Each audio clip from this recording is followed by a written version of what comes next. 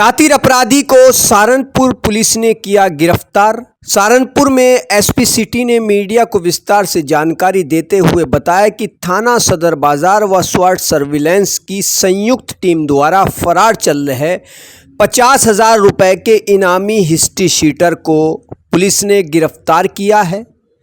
Media को इसके बारे में एसपी सिटी ने विस्तार पूर्वक जानकारी दी और बताया कि इसने कौन कौन से अपराध किए और किस तरह से 50,000 रुपये के इनामी इस हिस्ट्री शीटर को गिरफ्तार करने में पुलिस को सफलता मिली। जी, अभियुक्त जिसका नाम वसीम उर्फ जॉन मॉडल है, ये खाना लंकुरा का निवासी है और थाना जनकपुरी का हिस्ट्री शीटर भी है।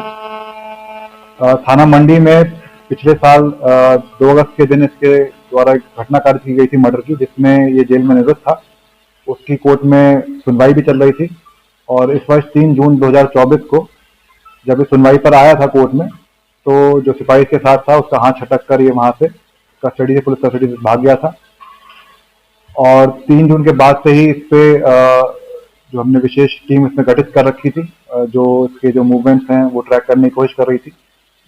मामले की गंभीरता को देखकर इसमें एसएसपी सर द्वारा इसमें 25,000 रुपये का इनाम, जिसको बढ़ा के डीआई सर ने 50,000 रुपये का इनाम किया था इस पर।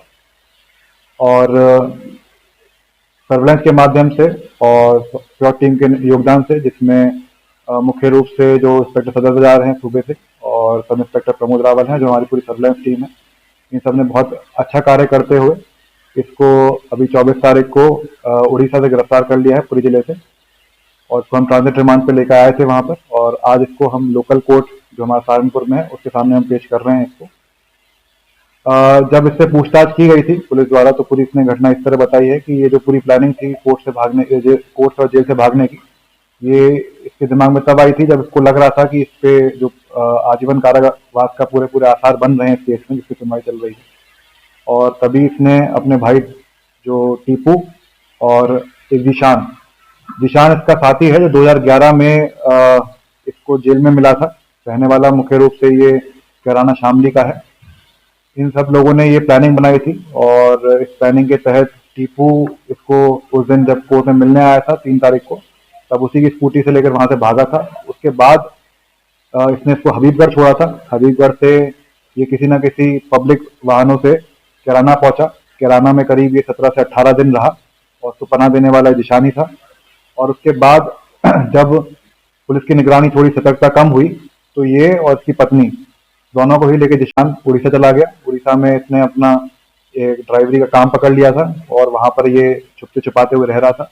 इसने अपने मोबाइल सब चेंज कर दिए थे और किसी भी तरह से इसने अपने जो रिश्तेदार हैं, घर वाले हैं, उनसे सभी संपर्क तोड़ दिए थे।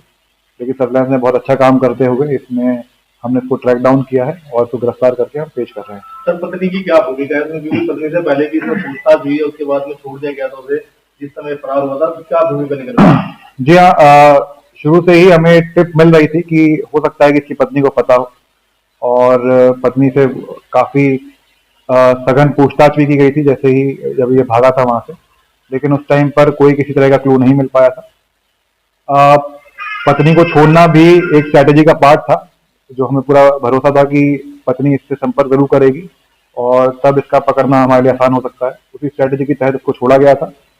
और इसमें इम्पोर्टेंट क्लू ये भी मिले हैं कि ये पत्नी के साथ रह रहा था, इसी वजह से पकड़ा गया है।